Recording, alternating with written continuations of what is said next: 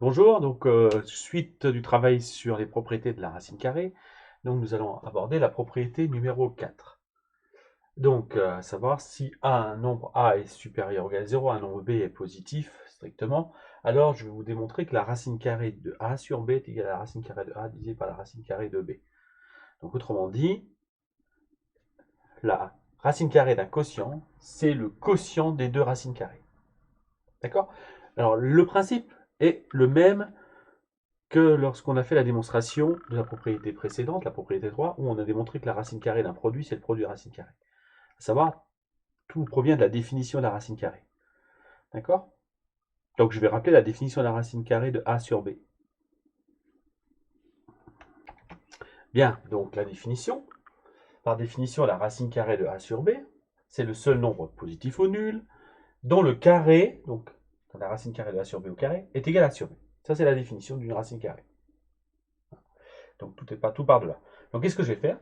Je vais démontrer que le nombre qui est à droite vérifie la même chose. Et comme racine carrée de a sur b est le seul qui vérifie cette propriété, ça veut dire que celui-ci doit être égal à la racine carrée sur b. Donc autrement dit, je vais remarquer que racine carrée de a sur racine carrée de b, déjà c'est un nombre positif, hein, parce que c'est un quotient de racine carrée. Donc il est positif ou nul. Et je vais l'élever au carré. D'accord? Je calcule son carré, et là j'utilise les propriétés qu'on a vues sur les puissances. Donc, à savoir, lorsqu'on élève à la puissance une fraction, on élève le numérateur à cette puissance et le dénominateur. Donc autrement dit, racine carrée de a sur b au carré, c'est la racine carrée de a au carré divisé par la racine carrée de b au carré. Ce qui peut se simplifier, parce que racine carrée de a au carré, par définition, c'est a, divisé donc par la racine carrée de b au carré, qui est par définition b. Donc je viens d'obtenir que la racine carrée de a sur b au carré est égale à a sur b, de la même manière que la racine carrée de a sur racine carrée de b au carré est également égale à a sur b. Donc j'en déduis que, nécessairement, du fait qu'il y a unicité ici de cette propriété, de cette définition, donc ça veut dire que la racine carrée de a sur b est nécessairement égale à la racine carrée de a sur la racine carrée de b. Ce qui achève la démonstration.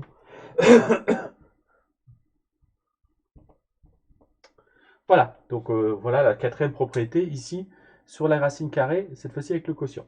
Donc de la même manière, je propose dans la deuxième vidéo qui va suivre une application de cette propriété. Premier exemple d'application, je vous propose de simplifier la racine carrée de 16 sur 49. Donc ici on peut remarquer que dans la racine carrée, nous avons un quotient. D'après la propriété, là, je peux donc écrire que ça nous fait racine carrée de 16 sur racine carrée de 49. 16 étant un carré parfait, la racine carrée de 16 est un entier qui est 4. Et la racine carrée de 49 également est un entier qui est 7, car encore une fois, 49 est un carré parfait, c'est 7 au carré. Donc là, la fraction donne 4 septièmes. Voilà pour un premier exemple.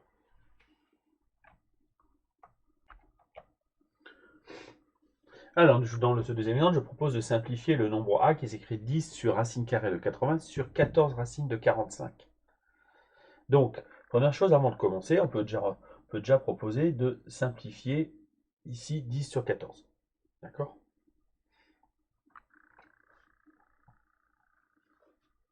Donc 10 sur 14, on peut simplifier par 2.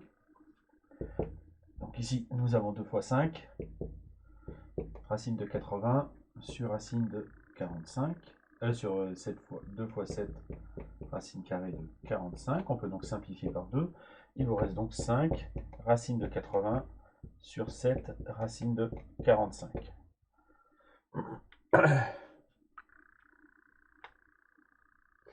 Alors, deuxième étape, on peut soit utiliser cette propriété-là pour se ramener à un simple quotient ici dans l'autre sens. Donc là, on peut remarquer que ça nous fait 5 septièmes de la racine carrée de 80 sur 45. On peut l'écrire comme ça, si on le souhaite. Donc là, j'utilise la propriété de droite vers la gauche. Et après, je simplifie la fraction 80 sur 45. Donc là, je peux voir que dans la fraction 80 sur 45, on peut remarquer que c'est simplifiable par 5. Donc là, ici, 80, c'est 16 fois 5. 45, c'est 9 fois 5, donc on peut simplifier par 5. Et il vous reste racine carrée de 16 sur 9, en remarquant ici que ça nous fait donc racine carrée de 16 sur la racine carrée de 9, et que racine de 16 c'est 4 et racine de 9 c'est 3, car ce sont des carrés parfaits. Donc vous vous retrouvez avec 5 fois 4 sur 7 fois 3, et vous obtenez 20 sur 21. La fraction est donc irréductible. Voilà un exemple de calcul ici avec les fractions et les racines carrées. Alors on peut le traiter d'une deuxième manière, si on le souhaite. Ici, on peut faire comme on a fait dans les applications précédentes, à savoir simplifier d'abord la racine de 80 et la racine carrée de 45. Donc je vous propose un deuxième point de vue. Donc ça c'est méthode 1. Méthode 2, c'est donc de partir de la fraction déjà simplifiée, à savoir 5 racines de 80 sur 7 racines de 45, et c'est de décomposer 80 tout de suite. Donc ici, 5 fois racine de 16 fois 5 sur 7 racine de 9 fois 5, et d'utiliser la propriété de réduction qu'on avait vue. Donc ça nous fait 5 racine de 16 fois racine de 5 sur... Alors là on voit plus très bien, je change de feutre. Donc je repasse dessus. 5 racine de 16 fois racine de 5 sur 7 racine de 9 fois racine de 5. Donc là, vous pouvez simplifier le racine de 5 qui est commun.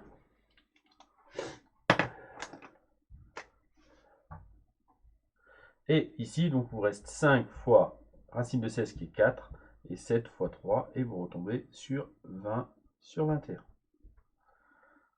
Voilà, donc c'est une variante de la méthode d'avant. Donc après, on s'adapte, on utilise soit la propriété du quotient, soit la propriété du produit. Donc, souvent, les deux s'utilisent conjointement en fonction de vos opérations. Voilà pour cet exemple-là.